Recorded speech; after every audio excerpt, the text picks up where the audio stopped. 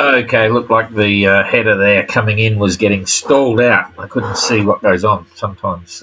Anyway, so here we are. We've got a few people there. It was a 40-second countdown. Jeepers.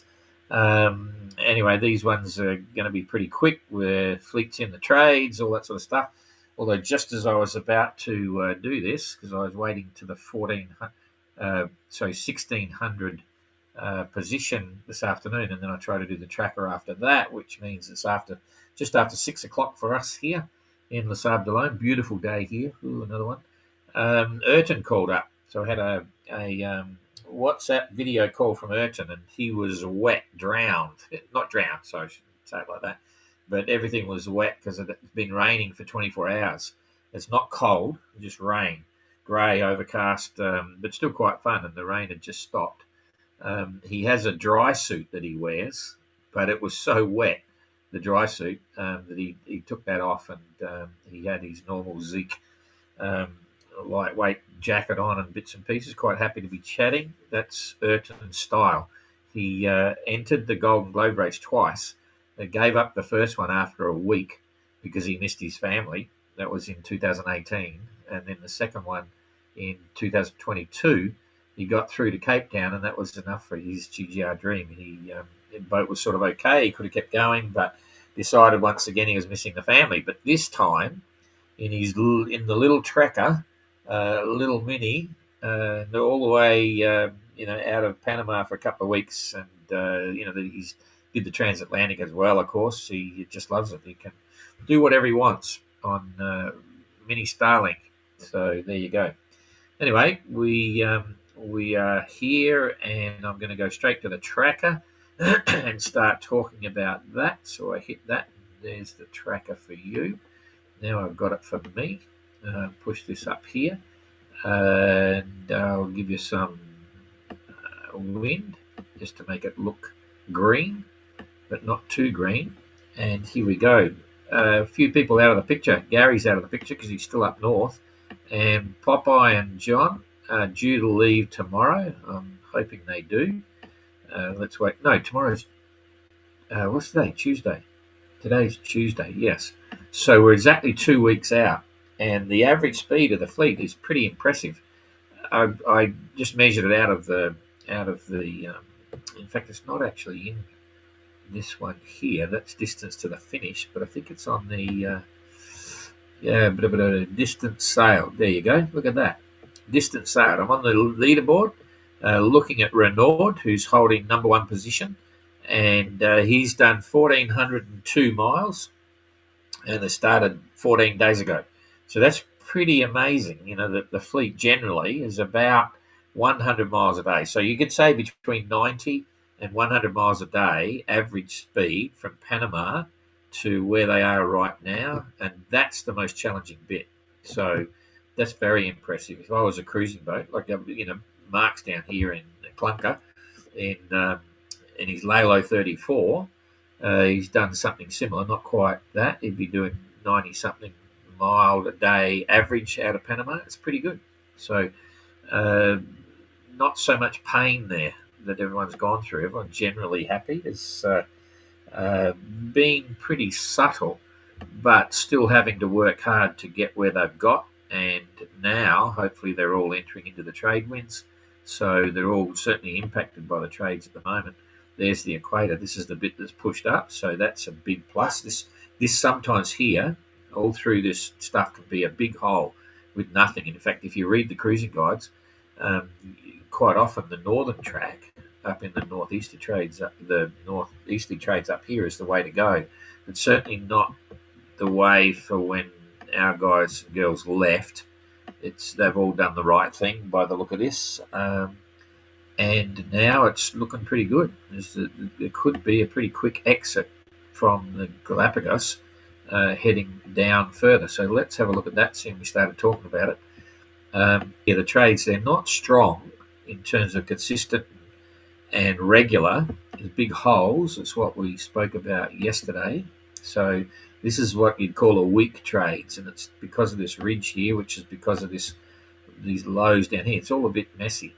So it's early in the season for the trades, I suppose, but nonetheless, our guys are getting a breeze up there, which is a good thing. So if we just quickly push that through, I'll just walk it through and see what the trades are doing here. I can probably have that one extra.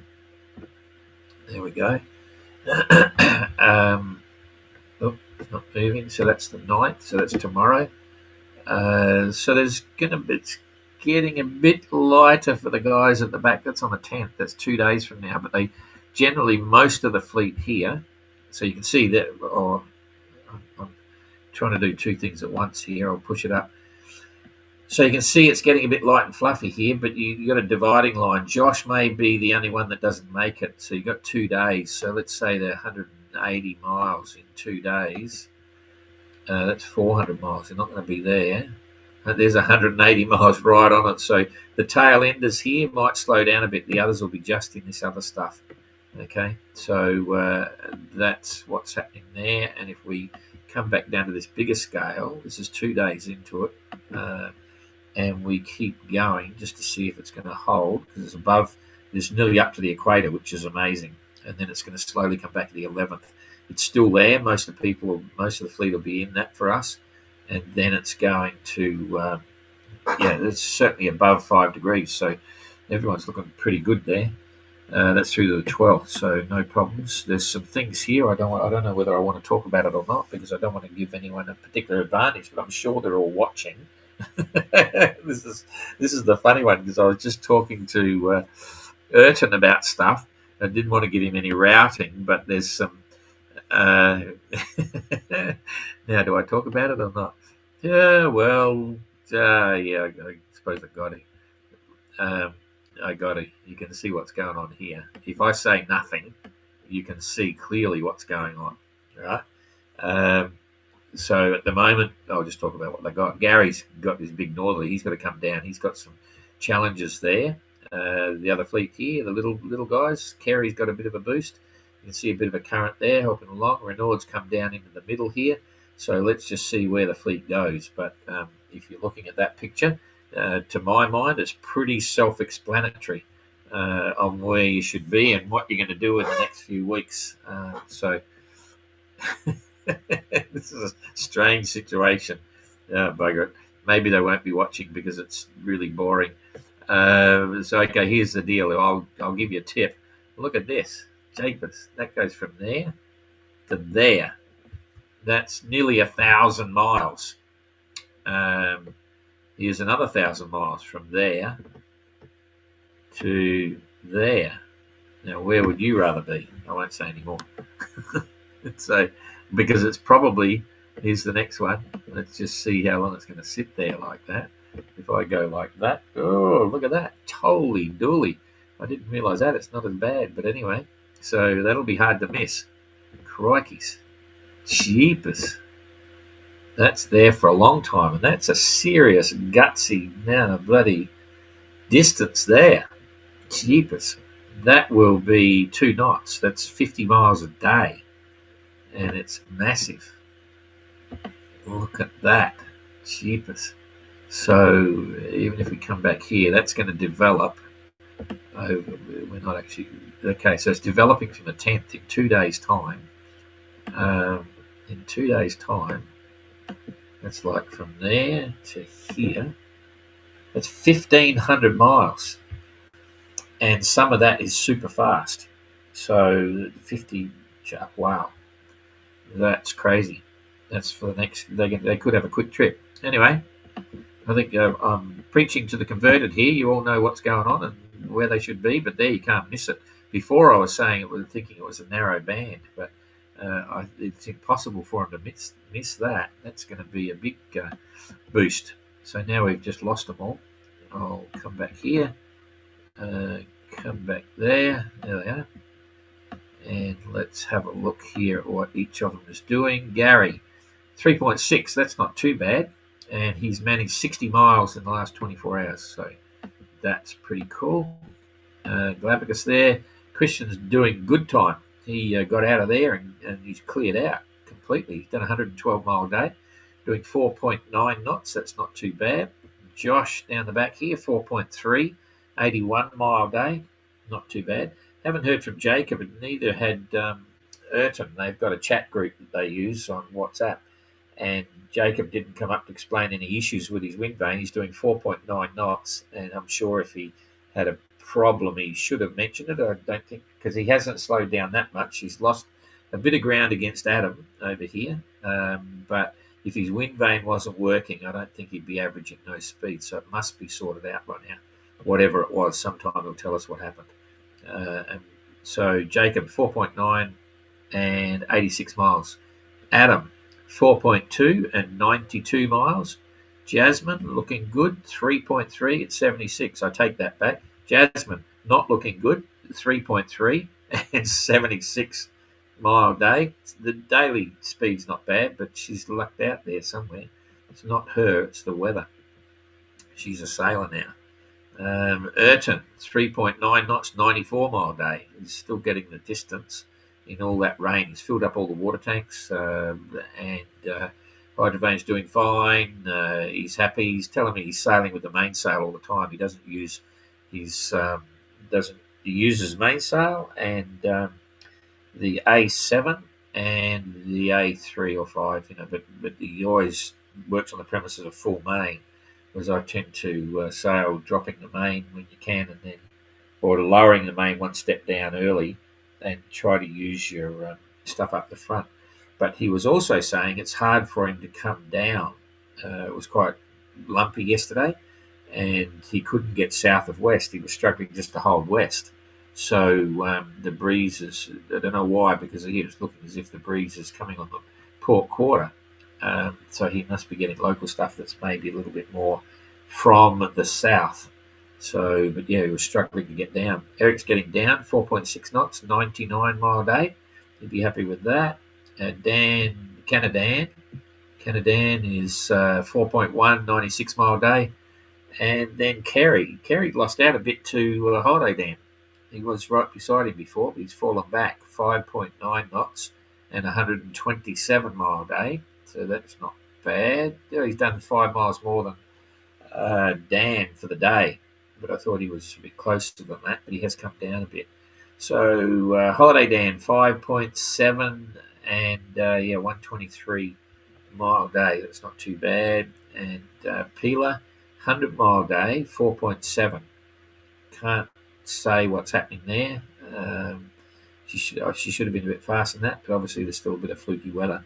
And then Renaud, 5.9 knots and 136. Before he was doing 6 point something knots, still faster than everyone else, but he was in the sixes, which was pretty impressive. 136 mile day.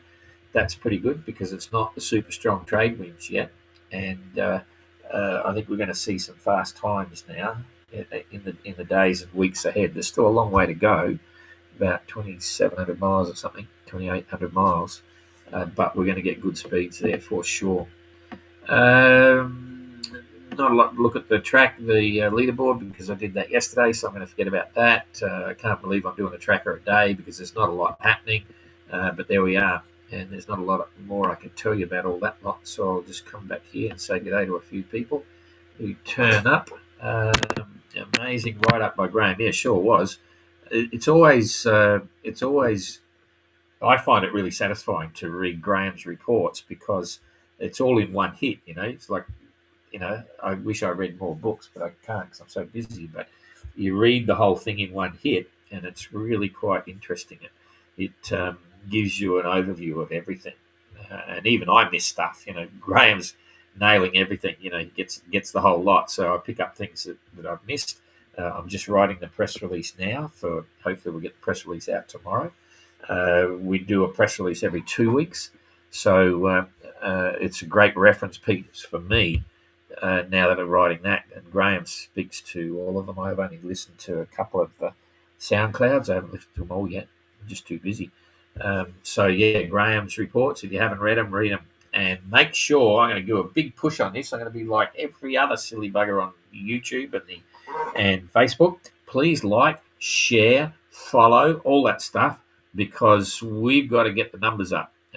Because I've noticed that we're not getting as much traction with the algorithm of Facebook at the moment. This is what I call an original post. something we're generating from the page to put up. When we share stuff, we're not an original site. And what happens is it pushes us down the algorithm, because we're not producing anything. We're just sharing stuff. And that's not a good look for the algorithm. This is the first time we've done this. Usually on the OGR and the GGR, we produce all the material for the sites, and the algorithm's strong, and we get good following and so on, because the page comes up on people's sites. So if someone's liked us at one point, the algorithm hits that and it keeps popping it up on their page. But when we start reposting other people's sites, we don't pop up on those people's pages again, so they don't see us. So our numbers go down and down. And the only way we can counter that is to increase one of the ways we can counter that is to increase the number of followers and people that share us or comment and things like that. That helps a lot. Well, there's lots of reasons. There's strange stuff. We're not expert on that. We haven't got time to concentrate on doing everything the way we should. We should target the times we put things up and all these different things that we know works to increase your following. But thank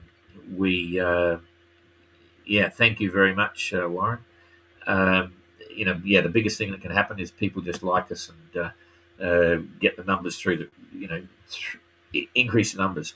As I said yesterday, we're only getting less than 30% of the people that are following have actually pressed the button and liked us. You'll see if you go through your invitations, you've probably been invited from me, because when I've got nothing to do, I'll go through and I'll get all of the people that have put a emotion on, like a like or good or funny or whatever it is. I'll hit them, and if they're not following us, I'll invite them. Boom, boom, boom, boom, boom.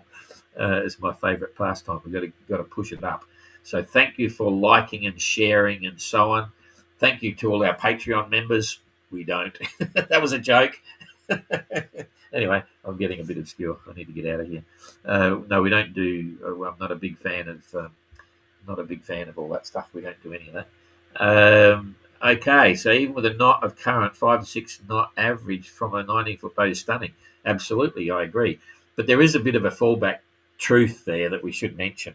It's pretty much standard practice that the smaller boats against the bigger boats, they always go a bit faster, because we're midway between. We're not a heavy displacement little boat, but we're not a light little boat either, the 580s. So, they get good average speeds. And I'm always happy, when I think about the way this has all evolved. It all comes from a 20-foot container. We wanted to make sure they fit in a 20-footer.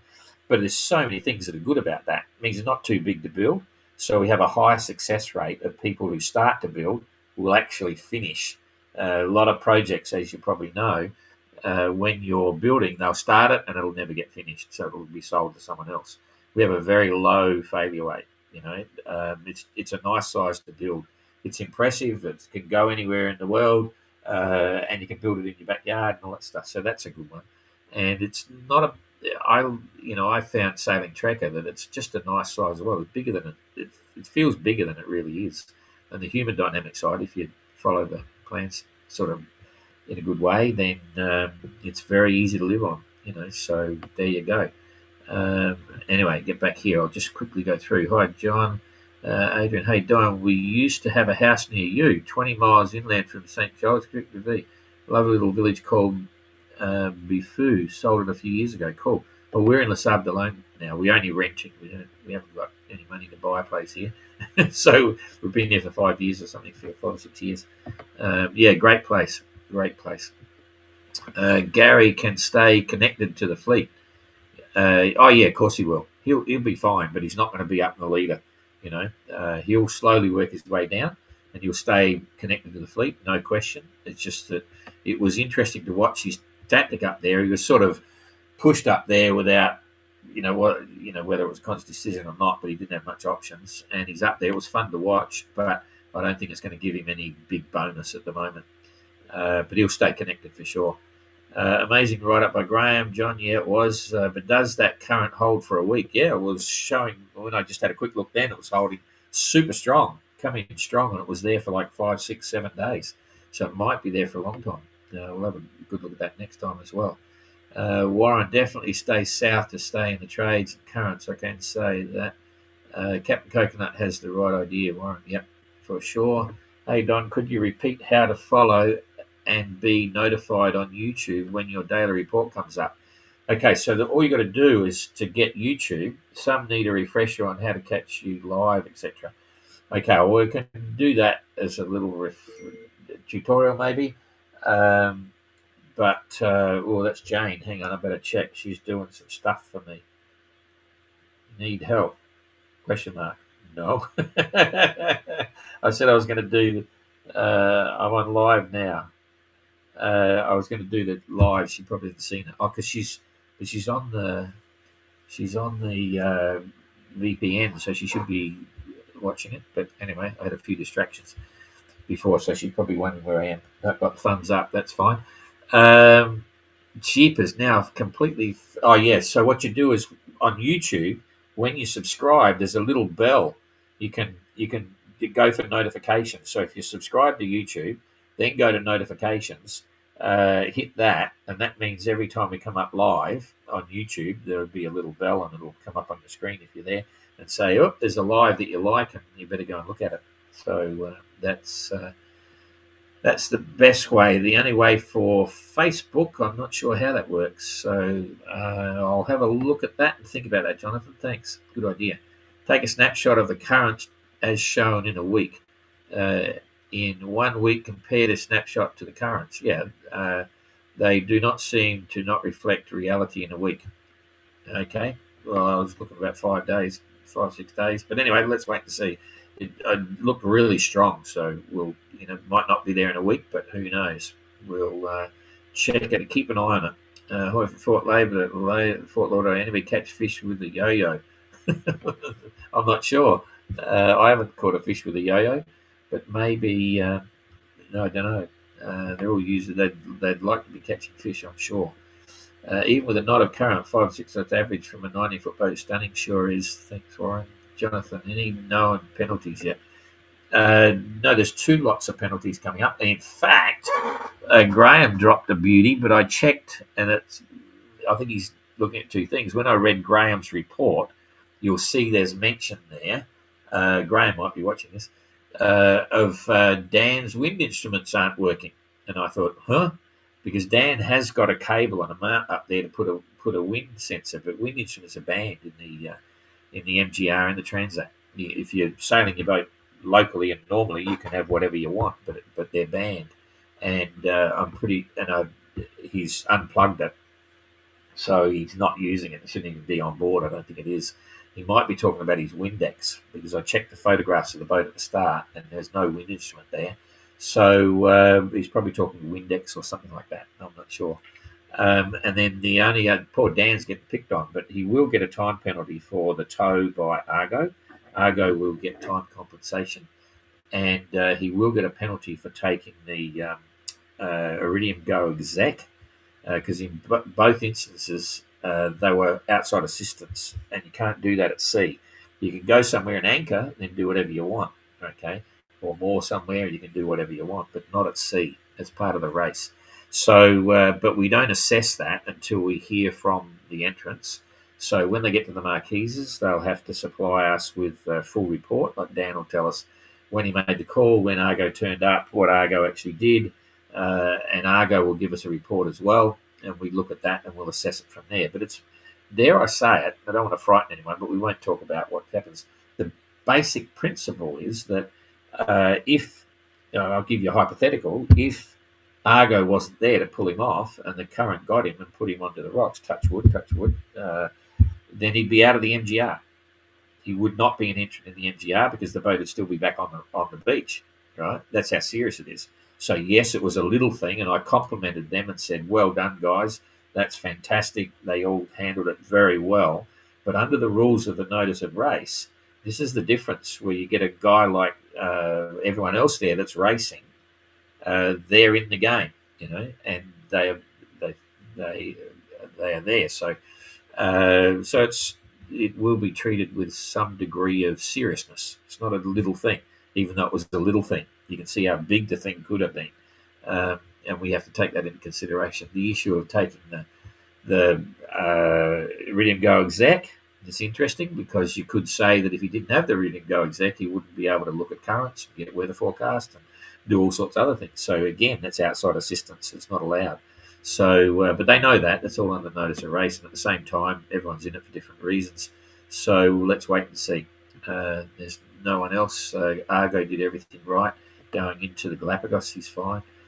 So I can't think of any other things. So please continue the daily updates. I will if I can, and I think I can for quite some time. Any known penalties? Warren, liking on YouTube and Facebook. Yeah, thanks, mate.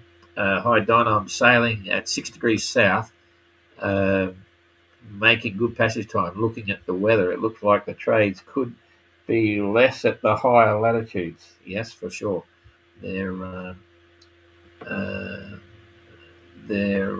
That's true. When you did the YouTube tutorial before, you weren't showing the YouTube screen, so good to do it again. A YouTube tutorial. Did I do a YouTube tutorial? Might have been a long time ago. I'm not sure. I'll have to have a look at that. Yeah. YouTube's pretty simple. Yeah, I did it at the same time. I did everything. Okay, I'll look at all that and do it again, probably on a weekend or something. At last look, a few hours ago, most of the fleet looked to make close to the same average speed. Yeah, there's a bit of variance there, but yeah, thanks, Levo. Warren, make sure on YouTube, hit the bell twice to subscribe and notification. Bell goes black. Okay, make sure on YouTube, hit bell twice. That probably is. Subscribe notification bells goes black. I've never done it. I subscribe to a lot of stuff, but I never hit the bell because I subscribe to so many things that all be going nuts.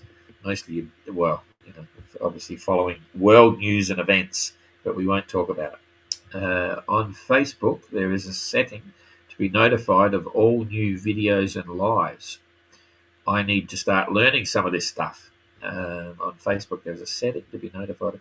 Okay, I'll check that. I'll get Jane onto that as well. Possibly a new class for Dan, the Guswell class. No, he's still racing. There is a class there. Popeye's gone into the John Guswell class. He's not racing anymore. He's just cruising, and he probably may not go past Australia. So Popeye's already in that class. He did get a green card. He pulled out before it got to that point. So that's cool. What do they win? They win nothing of significance, just a trophy. No prize money, no nothing. One of these. These are our proprietary globes. This is a globe. Okay, this one is a GGR globe, and every leg winner. Renaud currently owes 2 of them. So what we're doing now, we're hollowing out the bottom and we fill it full of lead. Okay, so they're incredibly heavy. They're about 3 kilos each, and that'll slow them down a bit. But anyway, it has the Mini Globe Race coin on here, so it's quite cool. The only way you can get these is to win something in the GGR, the OGR, or the MGR, and every circumnavigator in the MGR will get one of the globes. So, but you've got to complete the course to get that. And then we have the plates as well, and so on. So there's no prize money; it's just trophies. So and the seniors class, they get a special plate relative to the seniors class. So Renaud's got 2 plates and 2 globes of those globes. Yeah, plus he got another one. You got one for the leg 1. Oh no, yeah, sorry. You got one for the Transat. Okay, and then he got one for leg 1. And let's see who gets leg 2. So, okay, John Pino from a few weeks ago. Yeah, I remember that tutorial. Thanks. On YouTube, when you hit the bell, it should then say you will receive all notifications. Thanks, Graham.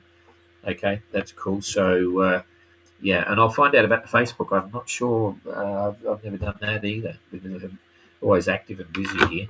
Well, I've been trying to catch up on Instagram at the moment because there's a lot happening on Instagram. We have a presence there, but it's not really solid. But we're so busy with everything here on Facebook and YouTube that it's a bit hard to do everything. So, okay, that's it. Thank you, everybody. I've got to get out of here. It's nearly 7 o'clock, and I've got a press release to do and all that sort of stuff. So we'll see you tomorrow. This is my preferred time. I'm not saying it's going to be here every day, and sometimes things will happen and I can't. But after the 1400 UTC position works well for me. So keep an eye out there, and we'll see how it goes. And I'll hit this thing here. We had some trouble with that yesterday. That's working. Now if I start that, I'm out. Witness history in the making. The McIntyre Mini Globe Race 2025. Small boat, huge adventure.